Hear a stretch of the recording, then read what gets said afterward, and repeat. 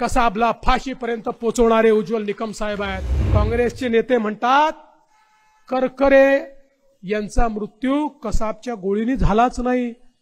ते असं म्हणतात उज्ज्वल निकम साहेब कसाबला बदनाम करतात।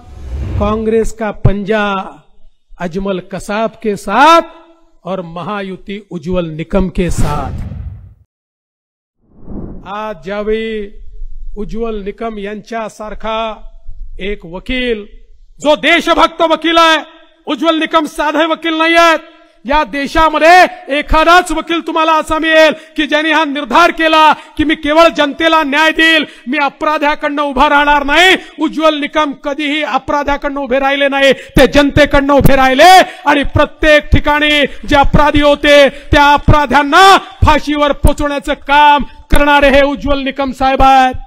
आपल्याला कल्पना आहे कसाबला फाशी देण्याकरता ज्या कसाबने या ठिकाणी याच भारतामध्ये आमच्या मुंबईकरांना मारून टाकलं, आमच्या मुंबईकरांना शहीद केलं, आमचे करकरेजी, कामटेजी, साळसकरजी, तुकाराम ओंबळेजी ज्यांनी आमच्याकरता बलिदान केलं, त्यांच्या बलिदानाला वाया जाऊ द्यायचा नाही आमचा निर्धार होता। आणि म्हणून उज्ज्वल निकम कोर्टात उभे राहिले आणि असे पुरावे त्या ठिकाणी मांडले, कोर्टाने मान्य केलं होय कसाबने या ठिकाणी अशा प्रकारे ही कारवाई केली आहे आणि कसाबला फाशी दिली पाहिजे।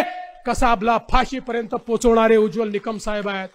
पण बंधू भगिनींनो, आज अवस्था काय आहे?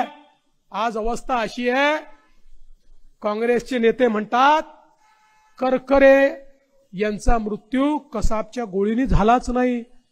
ते असं म्हणतात उज्ज्वल निकम साहेब कसाबला बदनाम करतात।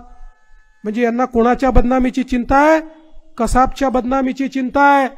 बंधू भगिनींनो, कोर्टाने मान्य केलं, पाकिस्तानने स्वतः मान्य केलं, आंतरराष्ट्रीय समुदायाने मान्य केलं। 2008 ते 2014 या देशामध्ये आणि महाराष्ट्रामध्ये काँग्रेसचं सरकार होतं आणि आता यांना आठवत आहे करकरे साहेबांना त्या ठिकाणी कसाबनी मारलं नाही। अरे नालायकांनो, राजकारण करायचं तेवढं करा, पण किमान शहीदांवर तर प्रश्नचिन्ह लावू नका। ज्यांनी तुमच्याकरता बलिदान दिलं त्यांना अपमानित करण्याचं काम या ठिकाणी होत आहे।